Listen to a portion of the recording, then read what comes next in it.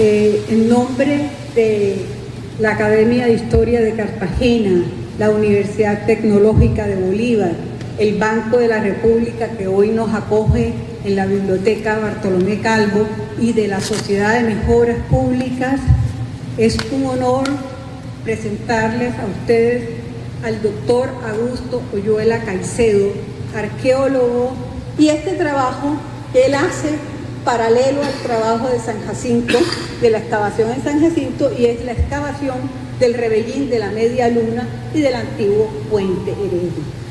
Es la única persona, que yo sepa, que ha excavado ese sitio. Y hoy nos viene a hablar de la arqueología, del problema del espacio temporal en el devenir de la ciudad. Les cuento que Augusto Oyuela es mi compañero, además de ser un grandioso profesional que ha hecho historia para la arqueología colombiana y la antropología colombiana, es mi compañero de universidad, es mi amigo, por lo cual me honro en hacer la presentación de él hoy aquí y que él haya aceptado la invitación de la Academia de la Historia, de la Universidad Tecnológica, del Banco de la República y de la Sociedad de Mejoras Públicas. Gracias, Haroldo, gracias, Alberto, por estar aquí y por acompañarnos hoy en esta tarde que yo espero que aprendamos muchas cosas y nos cuenten todo lo que ha sido el análisis de toda esa excavación y qué propone para ese devenir de la ciudad. Augusto.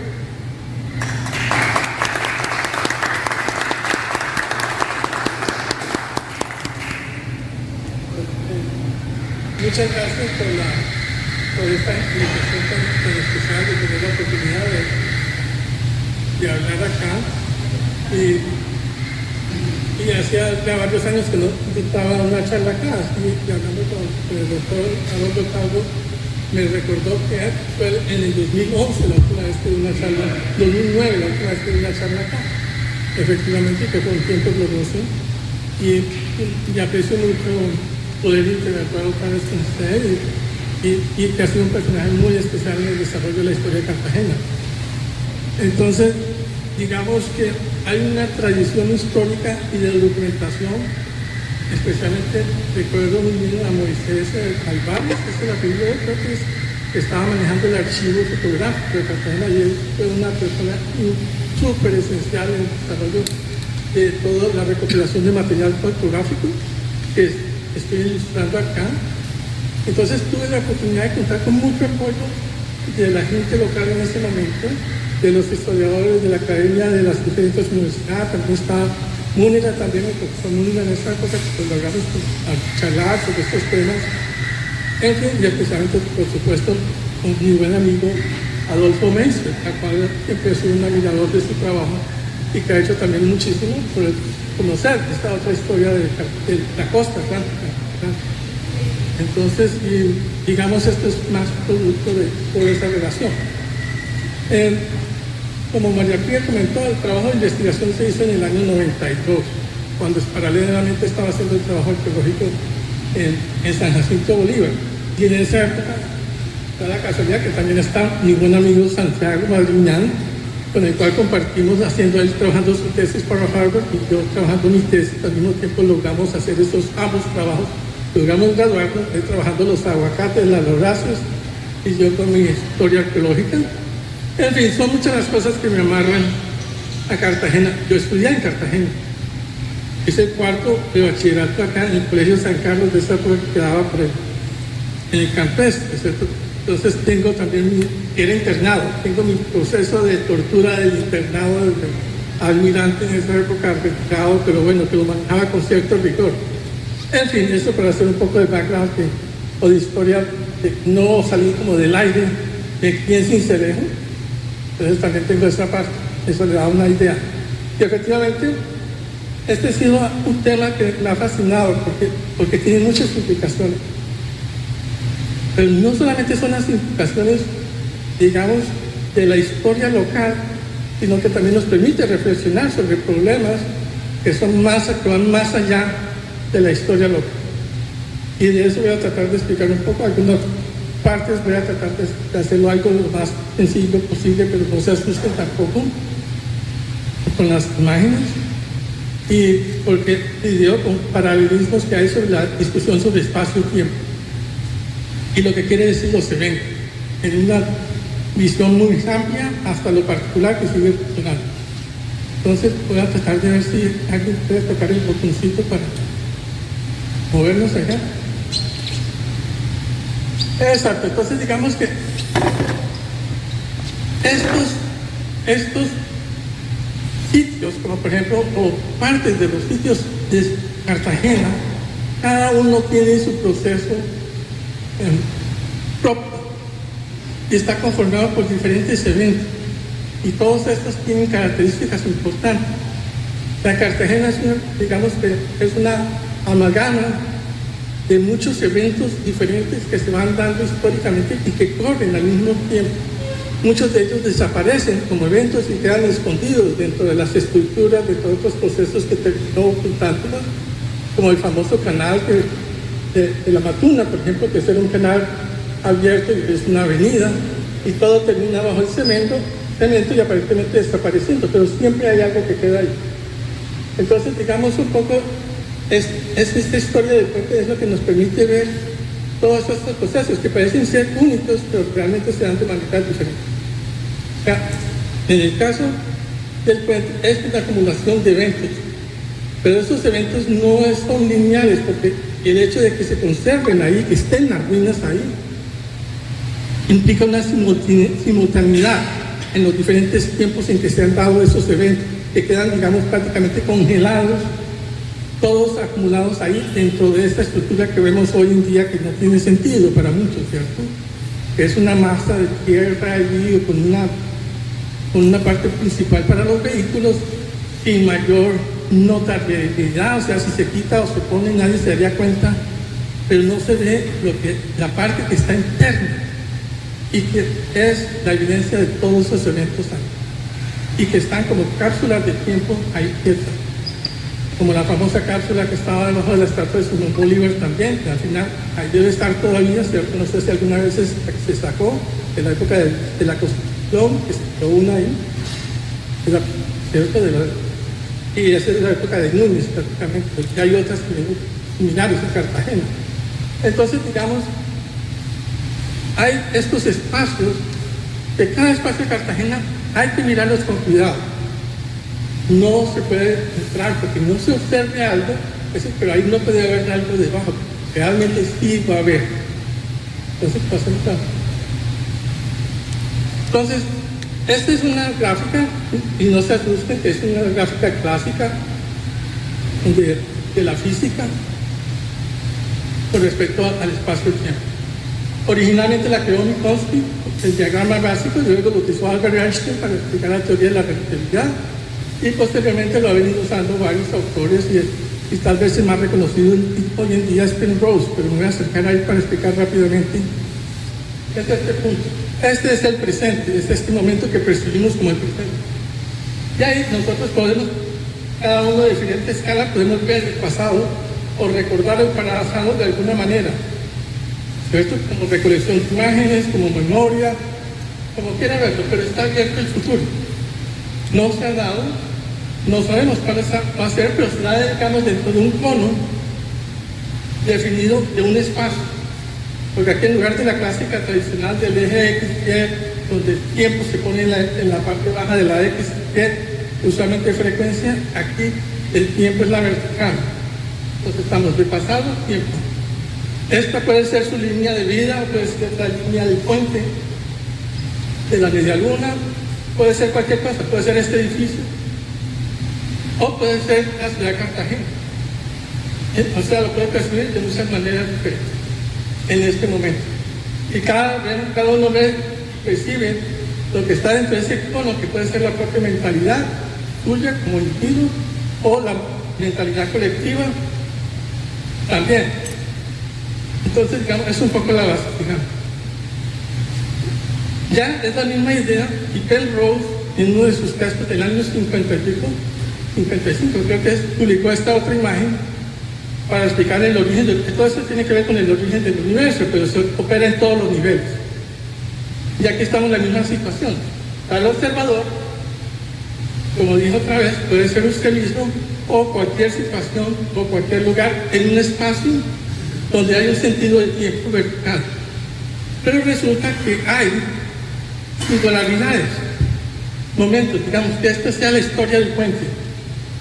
Y dentro de eso hay eventos y procesos que han parado, o hay unos que se acumulan y siguen. El hecho es que estamos en este momento y el puente está ahí. La pregunta es qué se va a hacer hacia adelante. Y dentro de eso se dan diferentes situaciones. Digamos. Ahora entramos al punto. Ahí está el problema de hoy en día, ¿cierto? La ciudad de Cartagena, y aquí está la Matuna, ¿cierto?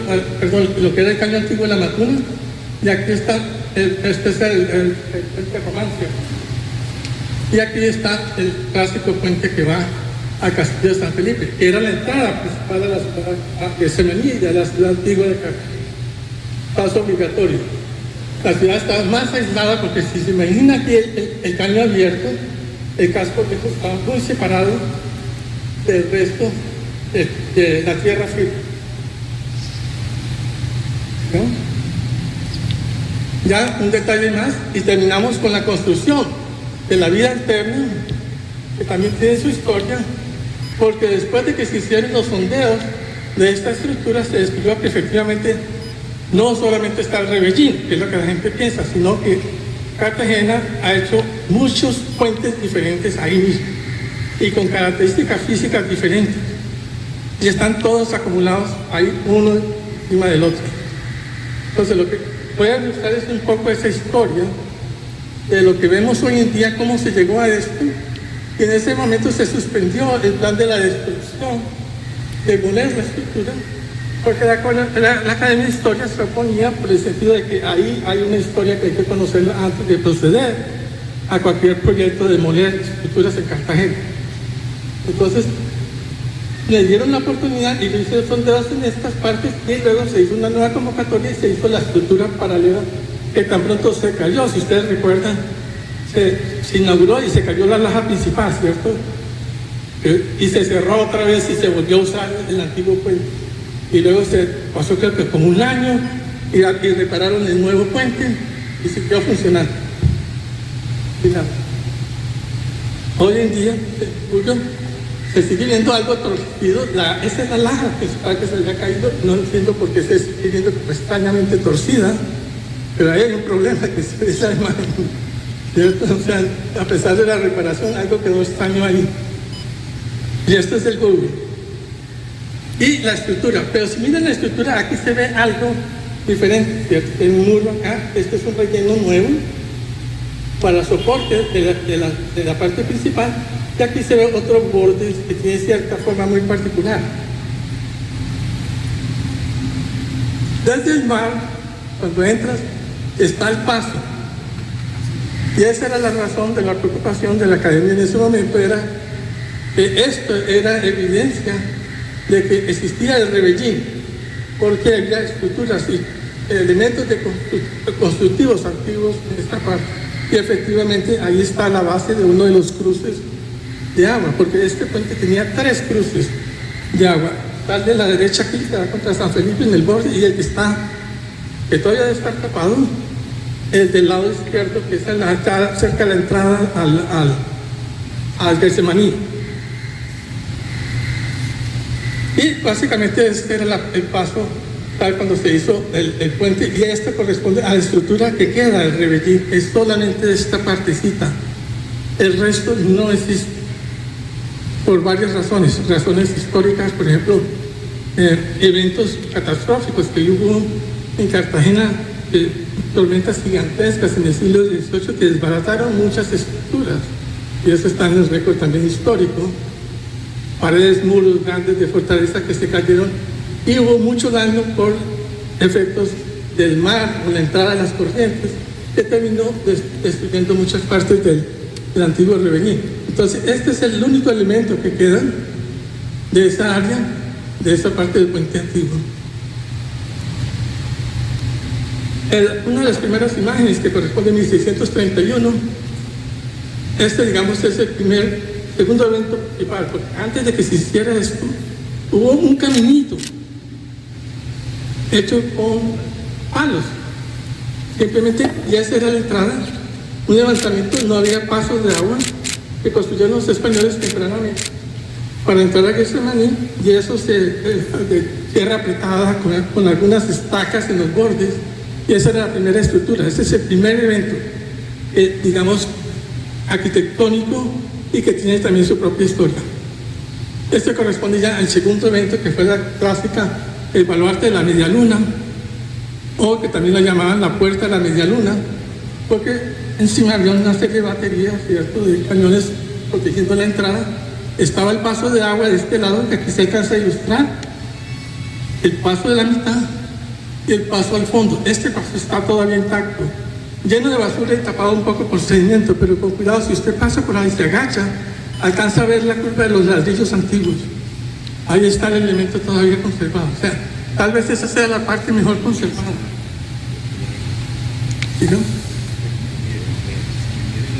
Este fue un plan de construcción que no se hizo, de fortalecer los lados con rellenos y también agregar estos elementos de batería para proteger la media luna. Pero sí se hizo solamente la parte principal acá y la tenaza, lo que llaman la tenaza. El resto no se elaboró y quedó solamente la curva que conocemos.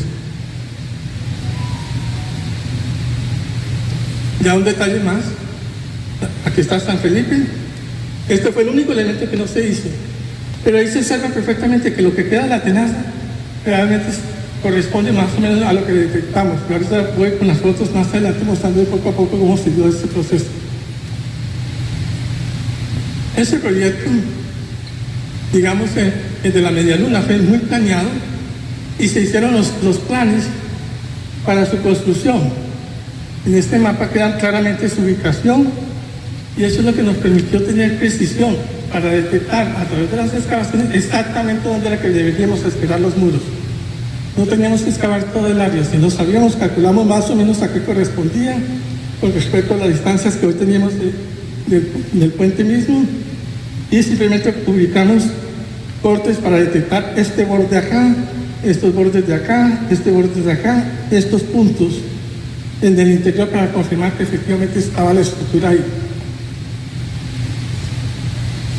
Se amplió más o menos la forma que lo proyectábamos antes de la excavación de ese evento 2. Luego ya entramos a mirarlo con detalle y ya teníamos una información histórica de que efectivamente lo que llamamos el rebelión de la media luna había sido destruido en gran parte en zonas y que había que apuntalarlo y que volver otra vez a restaurar y renovar. Entonces, en este documento de 1716 se dice: el paraje que llaman la media luna está el rebelión de afuera desplomado y cortados los cimientos por la parte del foso y puente levacida. No sé qué, levadizo, debe ser levadizo. Porque esto está todavía en el castellano antiguo. Tiene los pilares que la mantienen cortados por abajo y en próximo peligro a caerse. Y luego cuenta otra cosa y luego dice: no hay más explanada que en la media luna. Y luego agrega: y en lo que toca la media luna, siento así que es paraje que debe estar más resguardado por ser el ataque principal de esta ciudad y por donde se perdió el año de 1697. Está mal construido, de parte alguna tiene flanco que la defienda. Entonces ya tenemos una idea. Luego aparece otra vez estos dibujos como el famoso clásico de Edward von Hus, hecho en el 45, que muestran el rebellín con la parte central de la tenaza, donde antiguamente estaban instalados, creo que son 3 o 4 cañones cruzados para atacar al que viniera de San Felipe y hacia la entrada de Getsemaní.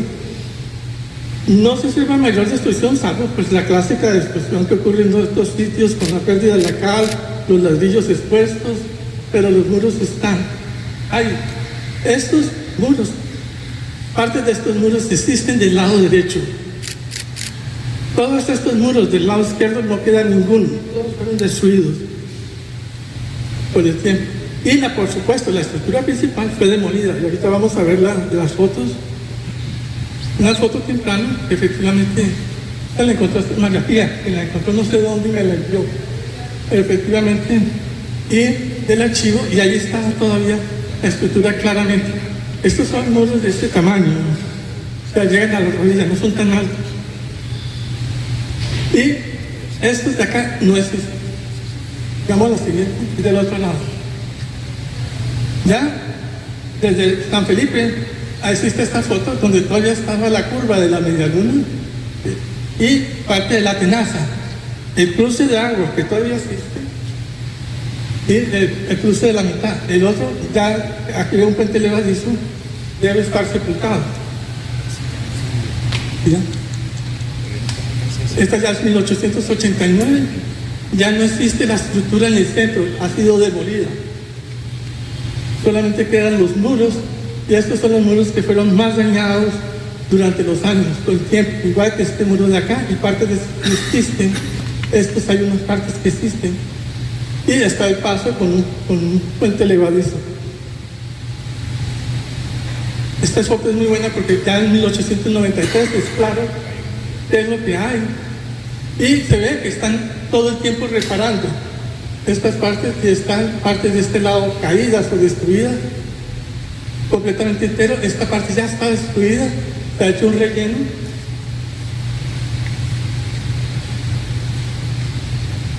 Ya en 1884 ya prácticamente ya no existe la puerta, ya no existe, ya todo se ha demolido en la idea de la modernidad, por supuesto, y se comenzó a rellenar esta parte, que es el relleno que existe hoy en día externo a la estructura del puente.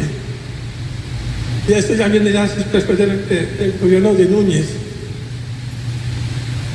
Y después ya viene el evento, el tercer evento, que es el puente republicano.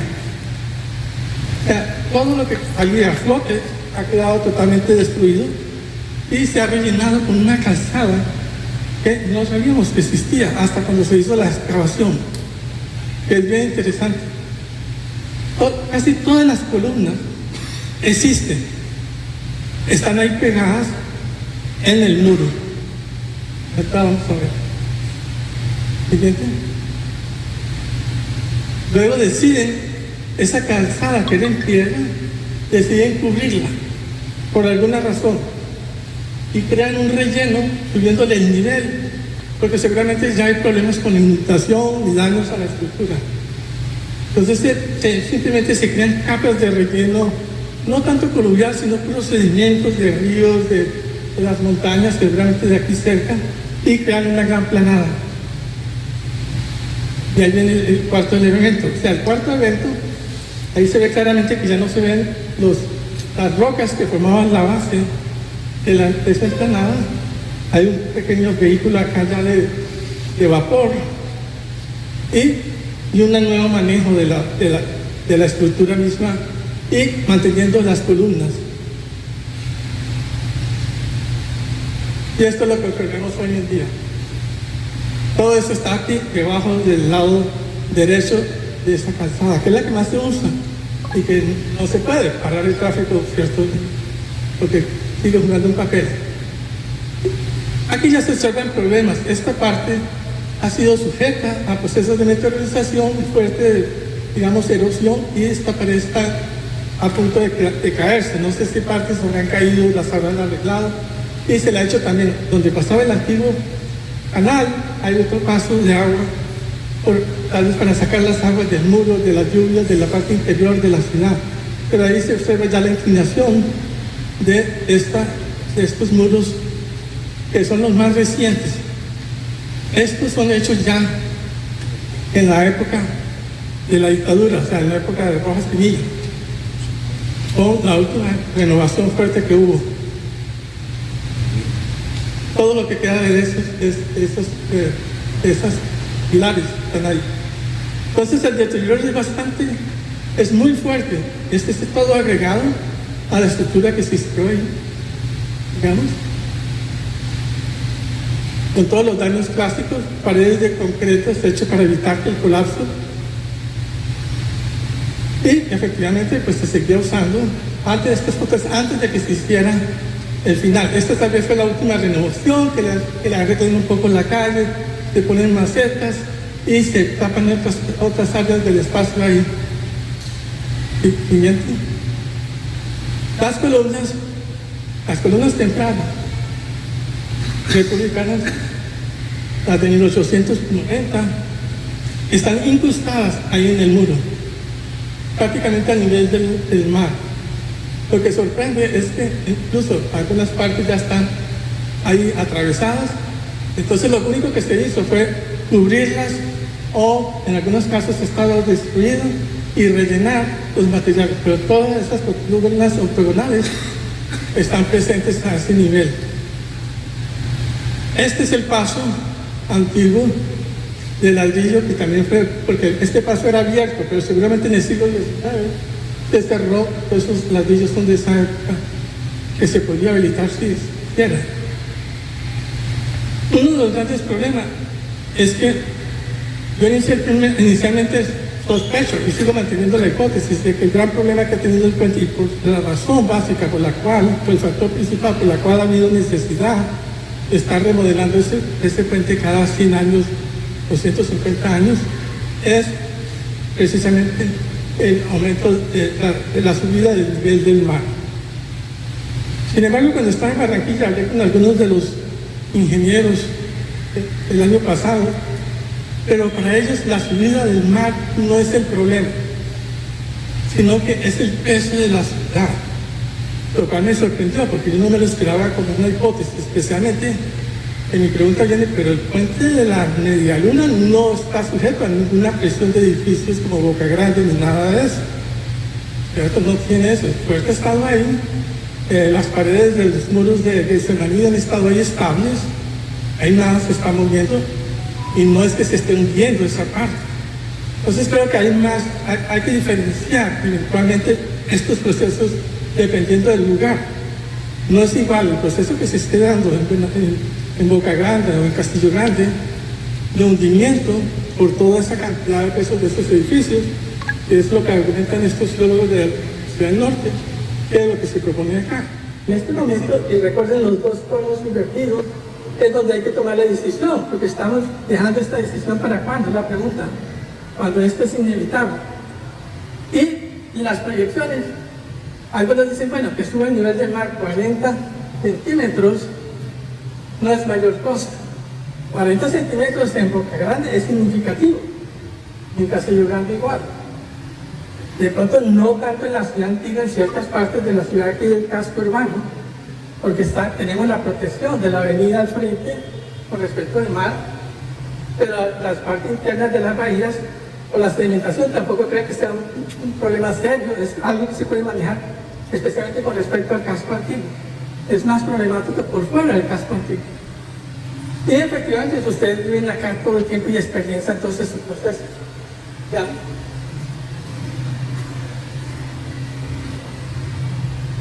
Ese fue el trabajo que se entregó en esa época para el Durber, que era la entidad que solicitó el estudio. Han pasado años. Y ahí se posicionaban los diferentes cortes esperando encontrar ciertas partes de las estructuras para verificarlas y otros que no deberían producir nada y parte de la estructura. Entonces, la estructura del siglo XVIII se detecta en este punto, acá, y parte en este lado. Y algo de esta estructura aquí también. En esa época pues tuvimos toda la libertad, hoy ya sería más complicado hacer ese corte ahí, así con la gente transitando y todo el mundo caminando ahí. Bueno, el del ejército no estaba esperando a la novia o algo así, no tiene nada que ver con la excavación. Sin ningún tipo de nada, todo el mundo paraba, preguntaba y ¿qué están haciendo ahí? Entonces se aprendió mucho de ese proceso por la gente. Y lo que no nos esperábamos, que nos sorprendió, también la explicación salía de tener el espacio abierto. Siguiente.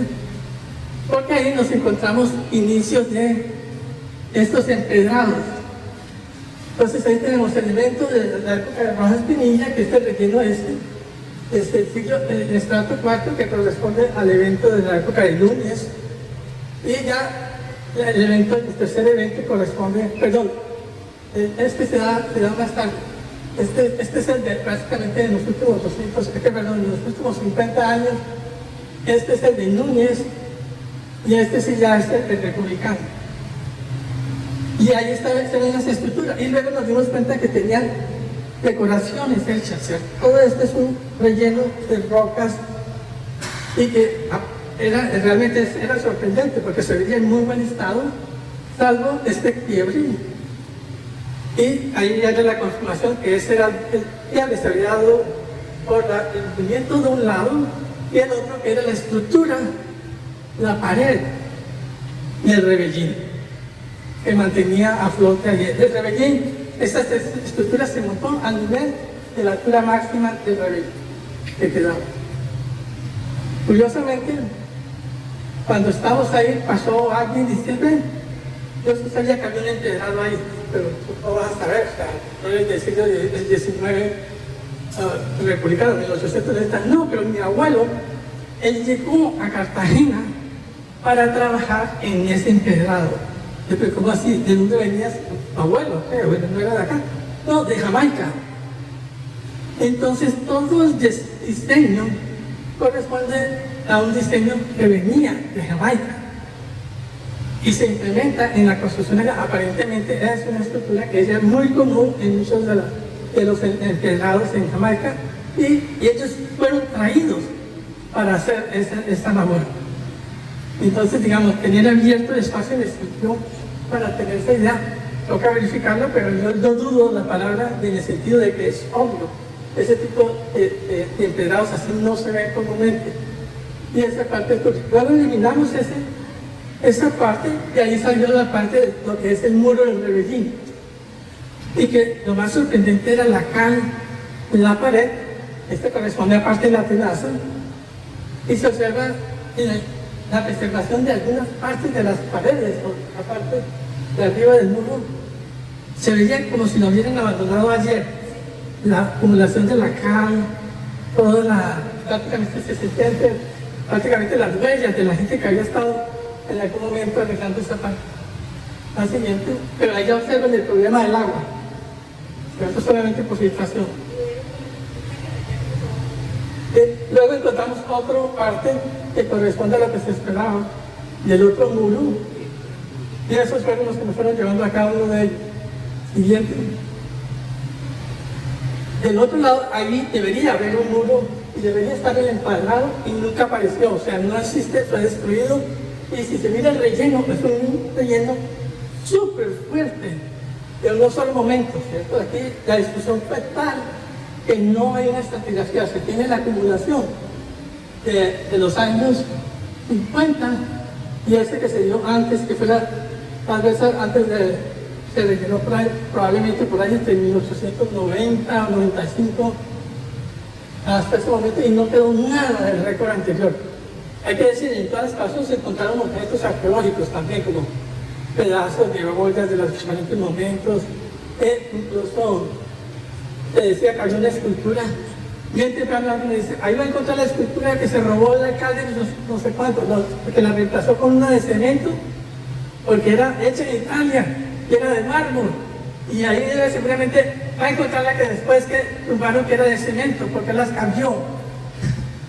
Entonces me contaron todo eso y yo no le creía, y me apareció un pie de un león de este tamaño de cemento. Entonces seguramente tenía razón, antes era de mármol y ahorita lo pusieron en un momento dado de cemento y después ya desapareció porque a nadie le importaba, eso es de cemento, entonces ya se lo olvidó a la gente que era de mármol originalmente y que venía de Carrara y todo. La persona se sabía toda la historia local sobre los famosos leones ahí de decoración en un momento dado. La parte del proceso y simplemente todas las excavaciones confirmaban lo que veíamos, o sea, parte donde usted ve la estratigrafía sólida. Esto fue en rellenos recientes, tiene que ser antes de 1950, que es un indicativo que no hubo ninguna acumulación y no hay evidencia de ese lado de ningún evento de los perspectivos de los que vimos anteriormente. Claro, pusimos todos los gráficos de la estratigrafía para entender los procesos y se observa que varía. Esto, por ejemplo, es homogéneo, es porque fue la destrucción tal que no quedó ningún récord. de ese proceso. Eso es lo que los geólogos llaman conformidad. Cuando parte de la estratigrafía se pierde, y la explicación es porque ocurre un evento posterior que lo terminó destruyendo o constructivo. Y esa es la evidencia. Las otras tienen estratigrafías más integrales, digamos, de los diferentes cuerpos. Algunos más complejos. Esta es otra trinchera que muestra el grado de destrucción. Capas de relleno gigantescas comparadas con las que están mejor preservadas. Y ahí, en todas las que se conservó, encontramos los pisos de republicanos, los que había mencionado. Cada uno fue mapeado, algunos ya habían perdido piedras, pero otros o rocas y otros estaban mejor conservados. O sea, la variación ahí en la conservación es bastante dependiendo de la ubicación con respecto al flujo de los daños del agua. Más detalles de los diferentes cortes también. Y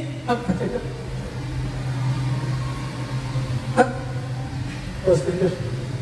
Bueno, aquí se ve entonces el primer, digamos, evento fue la construcción del puente colonial, que seguramente ese sí no tenemos confirmación porque el agua no nos dejó excavar, pero es posible que encontremos en la parte central algún relleno de tierras quemadas y con la evidencia de huellas de poste manteniendo esa parte.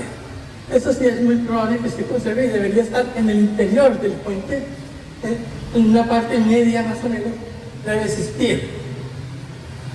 El segundo evento es el de Rebellín, tal como se ubicaría, como estaría ubicado dentro de la estructura, y este corresponde a la parte del corte, que estaría a este nivel más o menos, si está este corte, no está muy alto sobre el nivel del mar, si está a 20-30 centímetros del nivel del mar actual, lo cual es un problema para cualquier idea de conservar, así sea una parte central ahí, sería imposible.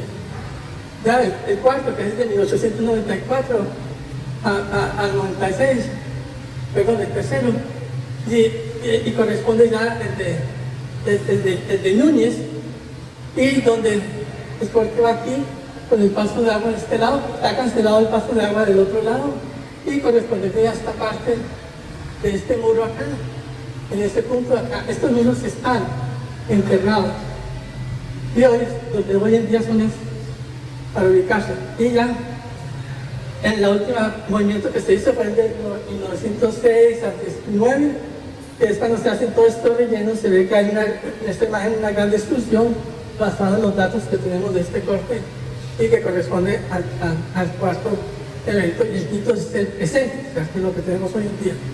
Agregar estos elementos de batería para proteger la medialuna, pero sí se hizo solamente la parte principal acá y la tenaza, lo que llaman la tenaza. El resto no se elaboró y quedó solamente la curva que conocemos. Luego en 1631 ya con el... Ya un detalle más. Con la creación de... Aquí está San Felipe. Este fue el único elemento que no se hizo. Pero ahí se saca perfectamente que lo que queda de la tenaza corresponde más o menos a lo que detectamos. Por eso voy con las fotos más adelantadas también poco a poco cómo se dio este proceso. En 1894, donde ese proyecto, digamos, el de la medialuna fue muy planeado y se hicieron los planes para su construcción. En este mapa queda claramente su ubicación y eso es lo que nos permitió tener precisión para detectar algunas excavaciones exactamente donde era que deberíamos excavar los muros. No teníamos que excavar todo el área, si nos salimos, calculamos más o menos a qué correspondía con respecto a las distancias que hoy teníamos del puente mismo, y simplemente ubicamos cortes para detectar este borde de acá, estos bordes de acá, este borde de acá y estos puntos desde el interior para confirmar que efectivamente estaba la estructura. Se mapeó más o menos la forma que lo proyectábamos antes de la excavación de ese evento. Luego ya entramos a mirar con detalle y ya teníamos una información histórica de que efectivamente lo que llamamos el rebelión de la media luna había sido destruido en gran parte en zonas y había que apuntalarlo y volver otra vez a restaurar y renovar. Entonces en estos momentos, en 1776, me dice el paraje que llama la media luna está el Rebellín de afuera de estos lados. Y cortaron los cimientos por la parte del pozo y puente levadiza.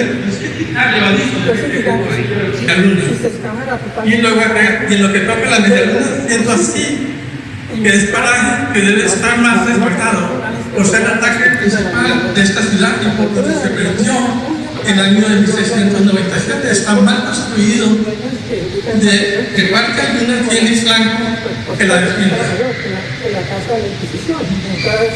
Entonces ya tenemos una idea. Luego apareció otra vez estas títulos como el famoso clásico de Colombos, hecho en el 45, que muestra el Rebellín con la parte central de la tenaza donde antiguamente estaban disparados de resolución saco, pues la clásica destrucción que ocurre en todos estos sitios con la pérdida de cal, los ladrillos expuestos, pero los muros están ahí.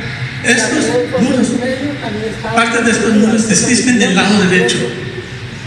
La parte sur de la tenaza, sí, 75% de ella está ahí. El sur de la tenaza también, los cimientos están todos ahí. Y también está el aspecto del norte de la tenaza, más o menos 25% está ahí. Igualmente los cimientos de la parte norte de la tenaza.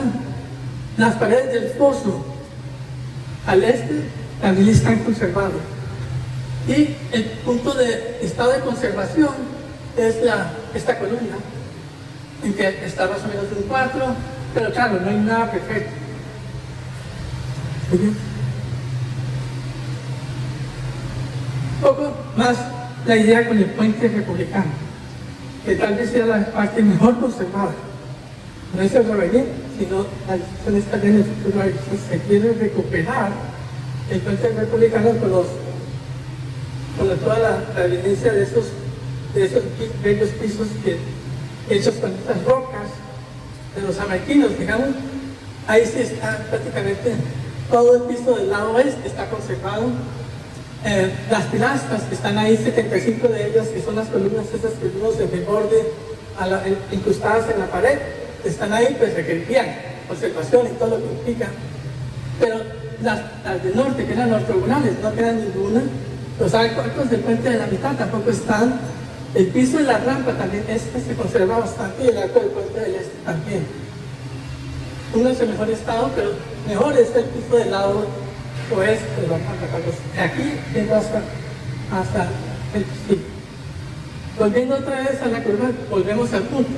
Este es el momento, en este momento, ¿ya? Y existe todo ese pasado que está en estas imágenes de lo que vemos, que visualizamos. Y está el futuro, digamos. Y el puente corresponde exactamente a ese mismo problema, donde hay eventos, como el primer evento, que están por fuera de lo que podemos observar, o sea, de la luz, de la imagen, de cualquier manera, que sería el primer relleno y correspondería al paso de la calzada principal. Posiblemente existe, pero no está dentro de lo que conocemos. Presumimos que hay un conocimiento de eso y tuvo su momento histórico, pero puede estar ahí. Está desde la época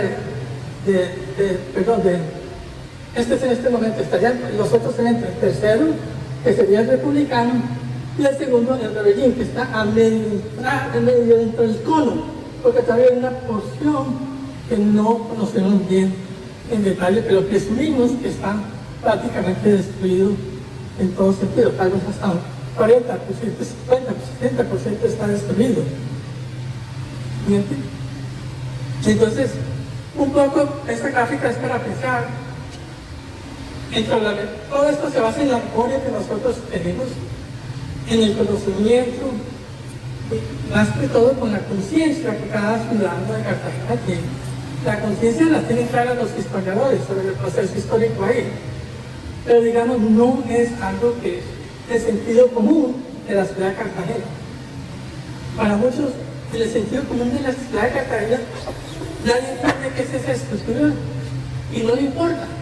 Porque lo que importa es pasar del punto A, salir de Getsemaní de la manera más rápida, hacia salir fuera de la ciudad, o salir hacia San Felipe, coger alguna de las vías, O en otras ocasiones también está pues el sentido que puede tener la universidad y crear conciencia con sus estudiantes, pero con respecto al futuro es muy problemático y va a tener muchos problemas tratar de decir hay que conservar el rebellín, que resulta que conservar el 30% bajo el efecto dañino que tenemos con la subida del mar y todo eso que está alrededor de los procesos de Cartagena y la necesidad de tener vías rápidas y de tener un plan de desarrollo que funcione con respecto a la subida del nivel del mar, el manejo del turismo y todos los problemas que tiene que subir el ciudadano en su movilidad diaria para llegar de un punto A a un punto B. Entonces hay que pensar más en las soluciones por las vías marítimas como en Bangkok, como en cualquier ciudad que vive al frente del mar, con todos los problemas del mar y con los canales interinos para mover gran parte de la población, cruzando de un lado a otro en canoas rápidas, en botes rápidos, que pueden ser eléctricos o lo que sea, y así se mueve mucha gente y se sobrepone a todo el problema de ir por tierra en un carro, un bus o lo que sea. Pues son cosas que se manejan a nivel urbanístico con mucho éxito en otras ciudades que tienen estos problemas. O en Venecia, pero Bangkok para mí es tal vez el mejor ejemplo porque tiene muchos cambios y lagunas parecidas a lo que ocurre acá, zonas de inundación. Entonces yo creo que está más en el futuro. Con respecto a mi opinión personal, es que efectivamente, digamos, cuando se excava y se llega a excavar el puente, ahí va a salir muchísimo material arqueológico que ilustra cada uno de esos momentos históricos, de esos eventos, de la gente que circuló por el puente y las basuras que arrojaban.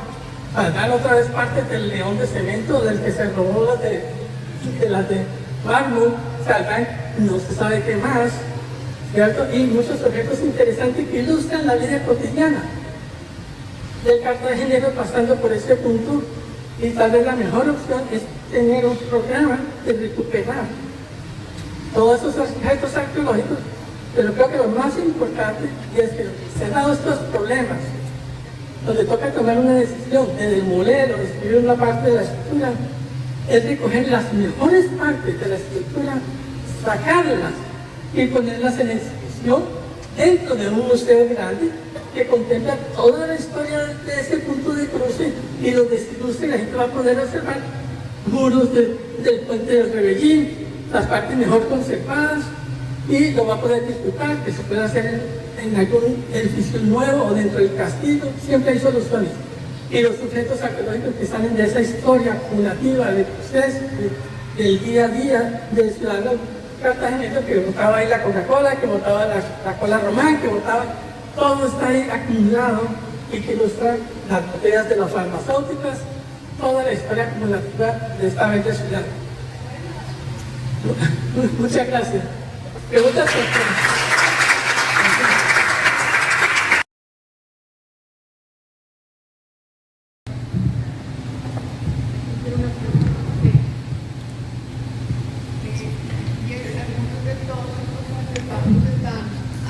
¿Guardados en alguna parte de los que salieron de la excavación? Eso, todo lo que se entregó a Durbe. Entonces, no sé, no tengo la menor idea dónde Durbe depositó esos materiales, pero nosotros sacamos una fracción del potencial que hay ahí. Especialmente, diría, antes de la época colonial y la republicana, creo que hay las más interesantes artefactos. Pero los republicanos sí son los últimos 100 años, 120 años, ¿cierto? De Cartagena. Y eso, a no ser que estemos encontrando allá algún muerto que desapareció en un momento dado, y lo arrojaron ahí entre esos rellenos. ¿Qué pasa también? En la arqueología a veces nos topamos con cosas que no esperamos. O sea, no sería raro. Sí. Pero Durbe tiene el archivo, eso lo mantenían guardado. La última vez que hablé con alguien sobre Durbe, sí me dijo que hay una bodega que todavía pasó a la ciudad. Yo no sé quién siguió manejando todos estos archivos, pero estos materiales deben estar ahí. Sí. La arqueología de rescate, la paleontología de rescate, es un instrumento que se ha creado muy importante para poder atender momentos en los cuales empieza una obra civil y alguien se encuentra restos, y para poder recuperar esos restos, describirlos de la mejor manera posible y después continuar con el proyecto constructivo de infraestructura. Sí. Porque, ¿qué pasa en otros lugares de gran valor histórico en el mundo? Venecia mencionó, podríamos hablar de otros lugares aquí en el Caribe, o en Europa, o en Oriente, en las primeras civilizaciones, en el Tigris y el Éufrates. ¿Qué pasa cuando se logra, cuando se encuentra algo, se llama al arqueólogo de rescate y después la obra, ¿qué pasa? ¿Se frena? No, digamos, usualmente, por ejemplo, los que son muy eficientes en este proyecto han sido los japoneses, porque, claro, Japón tiene una población altísima por todos lados, son construcciones y tienen evidencia de ocupación humana de hace 18, 22 mil años, y en todos lados, no importa dónde cabe, encuentra evidencia arqueológica. Los chinos igual, ellos estaban 100% con arqueólogos, todo donde se va a construir la obra o se va a hacer el edificio, totalmente demora, ¿cierto? Son proyectos que pueden demorar 1, 2, 3 años de excavaciones y se recuperan todos los objetos. Lo que sea necesario de conservar, muchos de ese tipo de cosas, se trae y se hace un museo acerca del sitio que se trabajó. Entonces queda la comunidad que vive en posibilidades al sitio, tiene su evidencia, su historia, pero nunca se para un proceso 100%, a no ser que se trate de un templo que tenga una función sagrada hoy en día y que esté funcionando, y ya es más complicado. Pues destruir cualquier templo, pues la vía pasa por el lado y no se toca. Las cosas que estén funcionando, que tengan un pasado histórico muy largo, se mantienen, o se mueve la estructura, también, es otro procedimiento. Yo diría que los mejores en eso son los chinos, literalmente, y los japoneses. Estamos hablando de construcciones de ellos, estamos hablando de hectáreas, de excavaciones, donde aparecen viviendas, sitios densamente poblados, ciudades incluso, pero estaban todo el segmento que va a ser afectado 100%. Esos son los proyectos de fase 3. En Colombia se hace mucha arqueología de contrato o arqueología de rescate, lamentablemente no se publica. Entonces, digamos, hay una hiperabundancia de materiales arqueológicos y poca publicación, reportes, cientos de reportes que no salen a la luz. En este momento la mayor actividad de los arqueólogos en Colombia está en esta arqueología de contratos. Mucha gente se beneficia de ese trabajo sin duda, pero no hay un programa de puesta en valor cerca de las ciudades o los pueblos. Se han excavado pues viviendas, puestitos, aldeas chicas, aldeas aquí cerca de Magdalena, grandes, de varias hectáreas, pero no existe ningún plan de exhibición o de crear museos locales para el efecto de mostrar estos objetos que son desde cerámica, oro, metalurgia, cualquier cosa, que están ahí, y contar la narrativa del que hay. Incluso los de la sabana de Bogotá, donde muchos años se postergó una electrificadora, y eventualmente se construyó, pero se demoraron como 7 u 8 años para llegar a construir. Entonces puede postergar un proyecto por múltiples años. Pero hay un problema, y es que el Instituto Colombiano de Antropología solo hasta creo que terminaron de hacer unas bodegas para recibir materiales arqueológicos. Por ejemplo, yo tengo los materiales arqueológicos de San Jacinto, los que no se entregaron, que son los pies, todos esos guardados. Una bodega esperando que el Instituto Colombiano de Antropología los reciba. Estamos hablando de hace 20 años.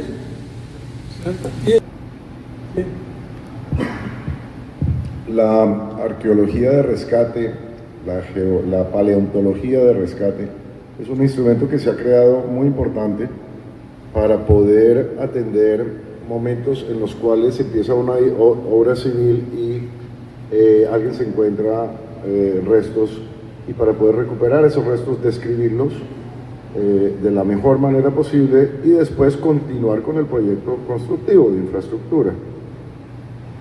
Sí. Porque, ¿qué pasa en otros lugares de gran valor histórico en el mundo? Venecia mencionó, podríamos hablar de otros lugares aquí en el Caribe, o en Europa, o en Oriente, en las primeras civilizaciones, en el Tigris y el Éufrates. ¿Qué pasa cuando se logra, cuando se encuentra algo, se llama al arqueólogo de rescate y después la obra, ¿qué pasa? ¿Se frena? No, digamos, usualmente, por ejemplo, los que son muy eficientes en este proyecto han sido los japoneses, porque, claro, Japón tiene una población altísima, por todos lados son construcciones y tienen evidencia de ocupación humana de hace 18, 22 mil años, y en todos lados, no importa dónde excaven, encuentra evidencia arqueológica. Los chinos igual, ellos estaban 100% con arqueólogos, todo donde se va a construir la obra o se va a hacer el edificio, totalmente demora. Son proyectos que pueden demorar 1, 2, 3 años de excavación y se recuperan todos los objetos. Lo que sea necesario de conservar, muros, ese tipo de cosas, se trae y se hace un museo acerca del sitio que se trabajó. Entonces queda la comunidad que vive en posibilidades al sitio, tiene su evidencia, su historia, pero nunca se para un proceso 100%, a no ser que se trate de un templo que tenga una función sagrada hoy en día y que esté funcionando, y ya es más complicado. Pues destruir cualquier templo, pues la vía pasa por el lado y no se toca. Las cosas que estén funcionando, que tengan un pasado histórico muy largo, se mantienen, o se mueve la estructura, también, es otro procedimiento. Yo diría que los mejores en eso son los chinos y los japoneses. Estamos hablando de construcciones de ellos, estamos hablando de hectáreas, de excavaciones donde aparecen viviendas, sitios densamente poblados, ciudades incluso, pero estaban todo el segmento que va a ser afectado 100%. Esos son los proyectos de fase 3. Colombia se hace mucha arqueología de contrato o arqueología de rescate, lamentablemente no se publica. Entonces, digamos, hay una hiperabundancia de materiales arqueológicos y poca publicación, reportes, cientos de reportes que no salen a la luz. En este momento la mayor actividad de los arqueólogos en Colombia está en esta arqueología de contratos. Mucha gente se beneficia de ese trabajo sin duda, pero no hay un programa de puesta en valor cerca de las ciudades o los pueblos. Se han excavado pues viviendas, pues sitios, aldeas chicas, aldeas aquí cerca de Magdalena, grandes, de varias hectáreas, pero no existe ningún plan de exhibición o de crear museos locales para el efecto de mostrar estos objetos que son desde cerámica, oro, metalurgia, cualquier cosa, que están ahí y contar la narrativa del que hay. Incluso los de la sabana de Bogotá, donde muchos años se postergó una electrificadora y eventualmente se construyó, pero se demoraron como 7 o 8 años para llegar a construir. Entonces puede postergar un proyecto por múltiples años. Pero hay un problema y es que el Instituto Colombiano de Antropología solo hasta creo que terminaron de hacer unas bodegas para construir materiales arqueológicos. Por ejemplo, yo tengo los materiales arqueológicos de San Jacinto, los que no se entregaron, que son los pies, todos esos guardados, una bodega esperando que el Instituto Colombiano de Antropología los reciba. Estamos hablando de hace 20 años. ¿Cierto? Y entonces se vuelve muy interesante, no son estáticos, tienen su propia dinámica de representación, pero lamentablemente en Colombia guardamos todo, pero no hacemos nada con eso. ¿Sí? Pero no se para. No, proyectos no se paran, ni en Estados Unidos tampoco, a no ser que sea un sitio sagrado y o que haya reclamo de una comunidad indígena. Si hay un reclamo en una comunidad y se está haciendo dentro de un resguardo o un territorio indígena, se para. Y ahí sí toca buscar, negociar y solucionar el problema. En algunos casos se aceptan mover los cementerios a otro lado y la obra sigue. Se retrasa simplemente, pero ningún proyecto en el mundo, a no ser que sea algo así monumental o algo especial, que requiera que no se pueda mover, se pararía, pero sí. Entonces, ese es el punto. Por eso creo que yo estoy de acuerdo en que se amplíen los canales, porque hay un problema de aguas en Cartagena. Yo sería más radical. Para mí, abrir el canal de la Matuna otra vez, quitar toda esa avenida, excavarla, dejar la circulación de agua, tumbar todos esos edificios feos que están ahí alrededor de la Matuna, donde estaba el famoso teatro que yo iba en el colegio ahí también, y simplemente recuperar la circulación de aguas y volver a esta ciudad una ciudad que se mueve uno en el bote, con taxis acuáticos y paraderos en todos lados, y no se requiere toda esa cantidad es concreto ahí y se puede volver todavía más apetecible al turismo. Porque la realidad es que esta ciudad tiene el único futuro que tiene es alrededor del futuro del turismo. Sí, están las industrias, pero es algo que no va a haber la gran industria en Cartagena. Este es el foco. Es una economía que se montó sobre el turismo, donde hay profesionales de turismo. Algo nuevo es canalizar la ciudad, recuperar todos los canales que la ciudad tenía y circular, subirse al taxi. No es ningún problema, no es el Uber, no es el taxi que llegas a la puerta aquí de la Bartolomé, o sea, sino pasar a una tarima donde fácilmente se puede subir también a un bote que lo lleva, un bote taxi, que es algo que se hace en muchas partes del mundo que tiene esa solución, pero aquí tenemos no sé por qué, la idea de estar amarrados al continente físicamente, una fisicalidad que no logro entender. Y tenemos toda esta circulación de aguas que son impresionantes, ¿cierto? Que hay que aprovechar. Así es que... ¿sí? Doctor Oyuela, las fortalezas de Cartagena tienen, o mejor, son de escuela italiana. Citando, por ejemplo, a los ingenieros Juan Bautista Antonelli, Cristóbal de Roda. Bien. Este Rebellín es una fortaleza externa. Quisiera preguntarle por qué es una fortaleza de la escuela holandesa, porque hay un precedente que es el bonete de San Felipe de Barajas, que fue construido por Richard Carr, y digamos que el Rebellín de la Media Luna es algo así como una filigrana que hicieron los españoles, pero con la escuela holandesa. No sé en qué consiste la escuela holandesa. Muchas gracias. Esa es una pregunta y yo creo que tal vez sí pueda tratar de un problema de visiones históricas diferentes, pero tiene que recordar una cosa, es que las repúblicas no existían. A los imperios, y los imperios mismos contrataban a que estuviera disponible y que lo hiciera bien barato. Entonces, digamos, la idea de una identidad ligada a una situación de una construcción es irrelevante. Y la evidencia de eso es el soldado. Cuando las guerras se daban en Europa, ellos contrataban soldados de donde sea a favor de una causa, independiente de que se venía de Eslovaquia o era ruso, pero iba a cumplir una función para el emperador que lo contrataba como soldado, ¿cierto? Prácticamente mercenario total. En la arquitectura algo parecido existía también. En las construcciones de sitios también no había esa obsesión de identidad nacionalista que viene ya de un proceso más reciente sobre lo que tenemos que hacer el fuerte como los españoles lo hacen. No, eso nunca se dio. Eso es una invención nueva. Contrataban para la fortaleza gente de cualquier parte al que mejor les hiciera el diseño. Y terminaban, por ejemplo, lo que dice usted es muy cierto, construcciones que tienen como parecidos a la arquitectura en Holanda. Pero si usted va, por ejemplo, a Polonia y mira las fortalezas en Polonia, también tienen la misma cosa. Encuentra fortalezas que se parecen a las que hicieron los españoles. Pero esta fortaleza se parece a una fortaleza que viene por cerca de Málaga, ¿cierto? Pues claro, es el mismo arquitecto. Lo contrataron uno, se ve para el otro. En este momento yo creo que de 100 proyectos, si acaso hay uno publicado por cada proyecto.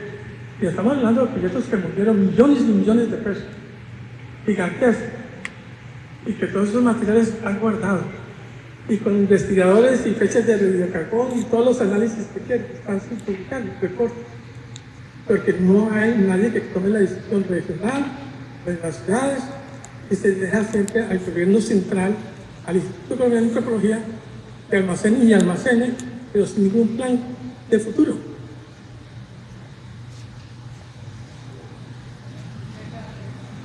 Muchas gracias a ustedes.